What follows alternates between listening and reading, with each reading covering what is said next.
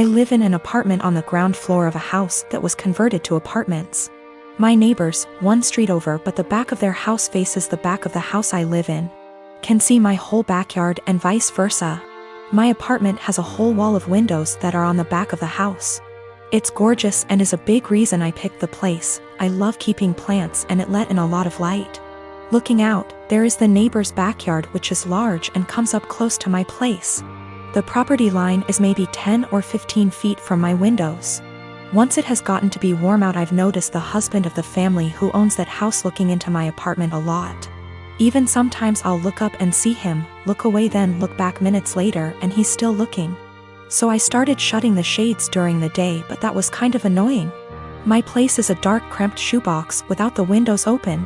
And I can't do that for too long because the plants were struggling without light, so I bought these window coverings that make windows into one-way mirrors. During the day when it is light out, my windows look just like mirrors now. From the inside it looks pretty much the same, the windows look tinted slightly darker but that's it. From the outside you can't see in at all, it looks exactly like mirrors. The section of windows it's applied to is about 8 feet high and 20 feet wide. After a week of the window coverings being up, both of the parents from the neighbor's house came to my door and wanted to talk to me. The wife was complaining about the windows for a lot of reasons. 1. They were ugly too.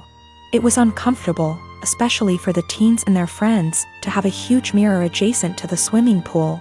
It's at a time that they feel insecure about looks and they have lost interest in hanging out by the pool. 3. In the afternoon and evening, it was reflecting a lot of extra sunlight into their backyard.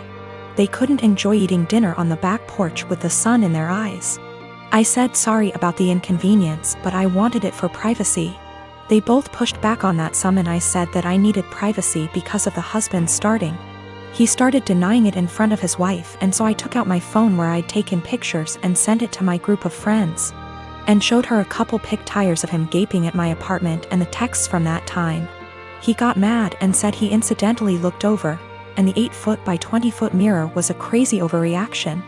I said that I'd like to keep it, and that I was sorry, but frankly this was avoidable. I think they're both mad because they called my landlord, who brushed them off. I am one of 4 kids. My older brother P, who I no longer have any contact with, my younger brother J, who is no longer with us, and my youngest sister K. Recently P's children, 2 girls and 1 boy, all in their late teens and early 20s, reached out to me and expressed a desire to have a relationship. I have 0 contact with their father and swore that I would beat him black and blue if I ever saw him again. My oldest brother P was always the golden child. No matter what he did, my parents always had an excuse for why it was not his fault. Bad grade? Teacher had it out for him. Cheating on every single one of his relationships? Good thing you did it to her before she did it to you. That one was my personal favorite. He also used to torment Jay and I constantly when we were smaller than him, until in high school. When I hit a growth spurt and sprung up to about 6 feet 4 inches and 230 pounds worth of muscle. After that I became the typical jock type. Played football, partied, bunch of friends, etc. Well, my younger brother, Jay, didn't get as lucky and stayed pretty small and scrawny throughout high school and college, only getting up to about 5 feet 8 inches, and didn't have a super active social life. Despite the difference in our schooling experience, I was always very protective of Jay. Especially since we were always having to put up with P's bullshit. Which stopped once he realized I could pound him into the ground and not break a sweat. As he was also a lot smaller than me at only 5 feet 10 inches. Not much to say about Kay. She was a great younger sister and P didn't dare mess with her or he would incur the wrath of our mother. So, in the late 90s, Jay met his first real girlfriend, A, and was over the moon about her. He spent every spare moment with her, and when he wasn't with her, he would do nothing but gush about her. I had never seen him so happy. Well, one day, he comes to us, all smiles, and announces that A is pregnant and they are expecting. The mood quickly turned, however, when a week later it came out that A had been cheating on Jay for the duration of their relationship, with our older brother P. This broke my brother, and of course P, being the golden shit that he is, didn't even get a disappointed glance from our parents.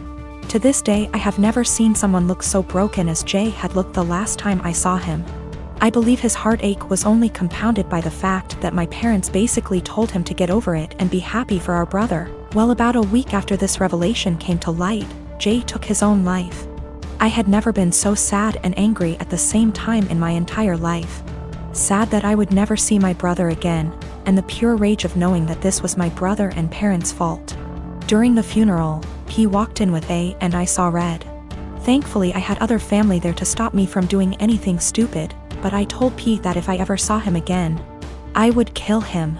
Shortly after that, I cut contact with 90% of my family, with the exception of K and a cousin I had always been close with, because everyone except them wanted to make excuses for my parents and P.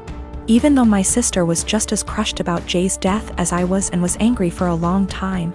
She and her then boyfriend, future husband, hit a financial rough patch after graduating college and were forced to move in with our parents. Due to unrelated drama at the time, they couldn't stay with me. So my sister stayed with them for several years, and over that time their relationship improved, and even though I wasn't thrilled at the time, I understood. She still doesn't really have a relationship with P, but is cordial if they meet. I don't blame her, because our parents did a lot for her and daughters love their cousins. So I didn't want to put her in that kind of position of choosing.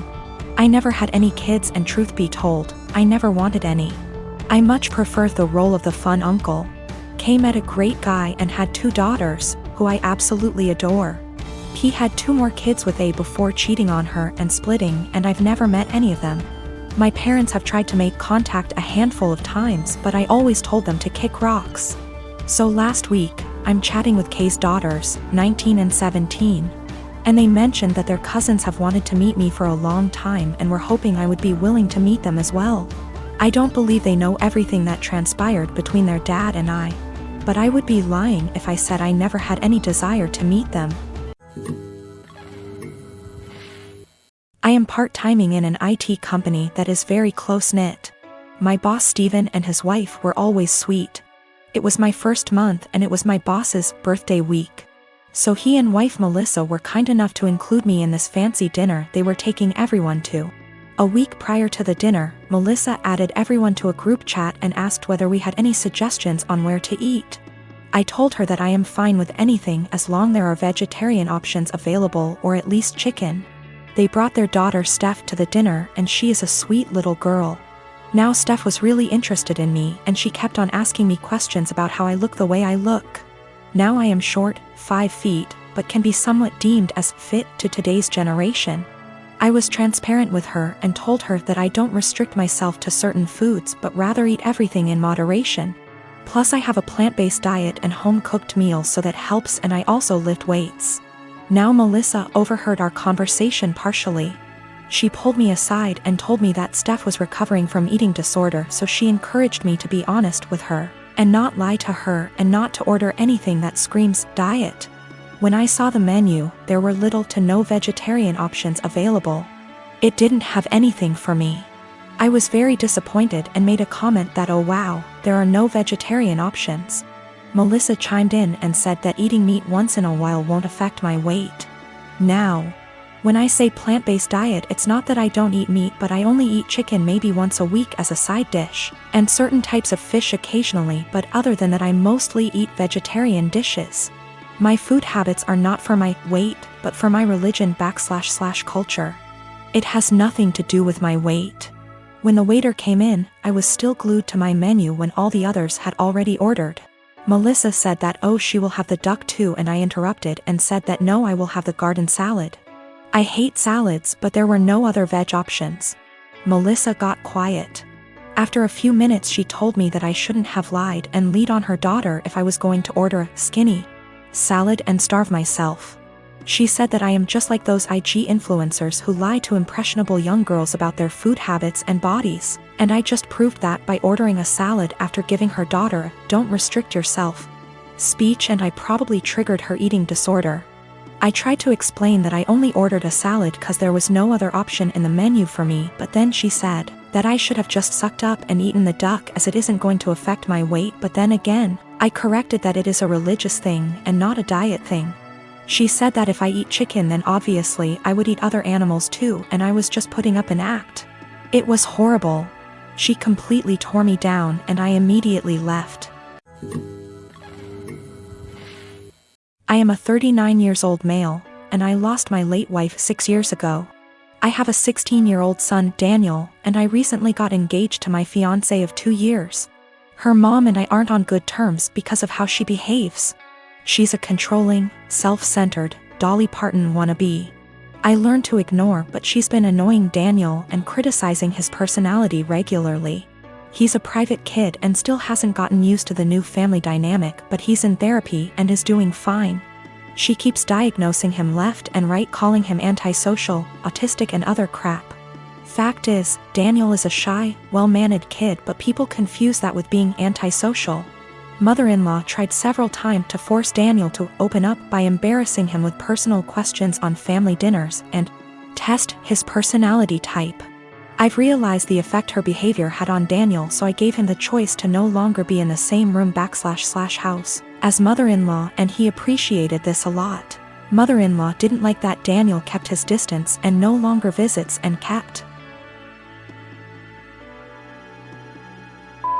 ing about how spoiled he will become for her daughter to deal with.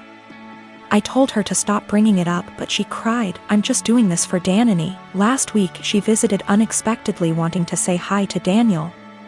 After Daniel greeted her, he went into the bathroom and she went into the living room with my fiancé. I was in my bedroom when Daniel came and said his journal was gone. We looked for it but didn't find it. I asked my fiancé, who was alone in the kitchen, but didn't see it.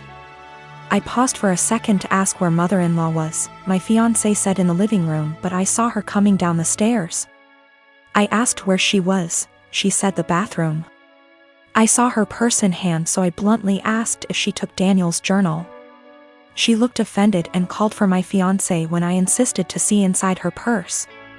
She wanted to leave, but I didn't let her.